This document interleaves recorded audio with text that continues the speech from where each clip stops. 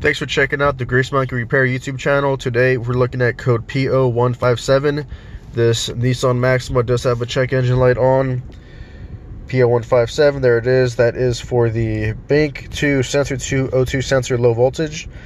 And before you assume it's the sensor or just throw a sensor at it, there's a couple ways you can diagnose it, but unfortunately the easiest way for me is with my scanner. And let me just kind of show you what I look for when looking at O2 sensors. So obviously this is Bank 2 Sensor 2. Here we're going to go into live data, and a lot of different scanners have live data, and they should be able to show you the voltage output of the O2 sensors. So what we're looking for is anything that shows voltage coming out of the sensors. Okay, here we go. Output voltage. Right here. And I'm going to look for out Bank 2 Sensor 2. Okay, here we go. So this should be Bank 1 Sensor 2, Bank 2 Sensor 2 with output voltages. I'm going to compare the two side by side. I can kind of select like different ways that this data could be displayed.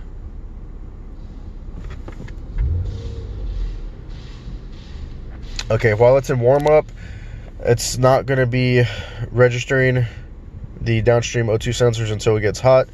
So let me just let it run for a second, and then we're going to be able to compare the Bank 1 and Bank 2 sensors to see if they're reading and what they're reading.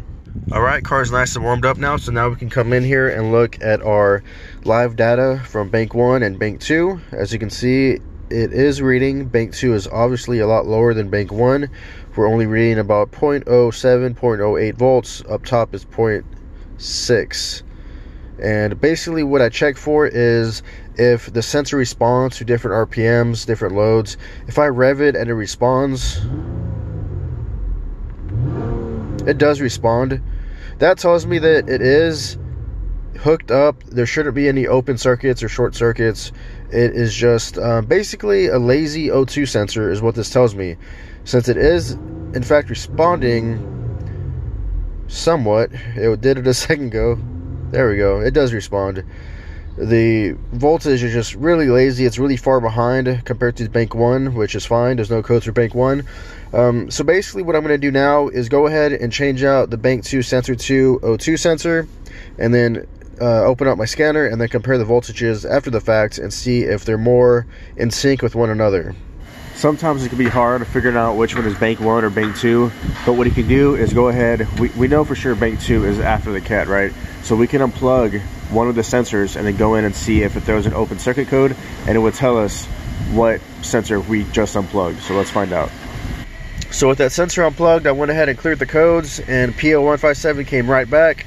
Low voltage Bank 2. It's actually a permanent code this time. Before it was not permanent, but with it completely unplugged, it is a permanent code, meaning I can't clear it, it comes right back. So that is the correct sensor.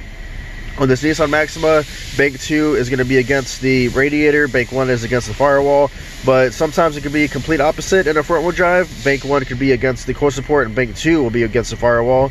Or in a rear-wheel drive, you can have Bank 1 on the driver or passenger side. Bank 1 is just wherever cylinder 1 is. Cylinder 1 is located, that's your Bank 1. It's not necessarily the driver's side or the front. So yeah, that's just a quick way to pinpoint exactly what sensor is bad. Now let's get in there and change it out. Pretty much every O2 sensor I've encountered is a 22 millimeter, also a 7/8. Either one will work. I don't think I've actually run into, you know what, I have on all Toyotas and Lexuses, I have run into like 13 millimeter O2s that have like a flange. But here we go, here's the old one, the one that's not responding, the lazy sensor. I put some WD-40 because I got a little seized, but let's get the new one in there and check those voltages and see if it's fixed. Alright, so here we are driving the car. I had to get it warmed up again. The downstream O2 sensors don't like to read until the car is hot.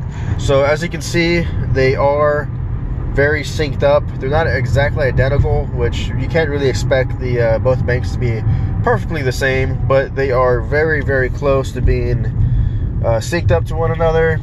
Right now I'm off throttle. I can get back on the throttle. They both respond. They're both fast to pick up.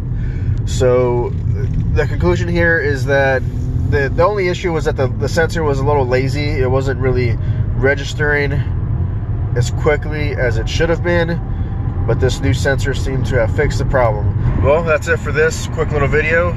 Like, subscribe. If you have any questions, just shoot them down below in the comment section, and see you in the next video. Thanks for watching. Later.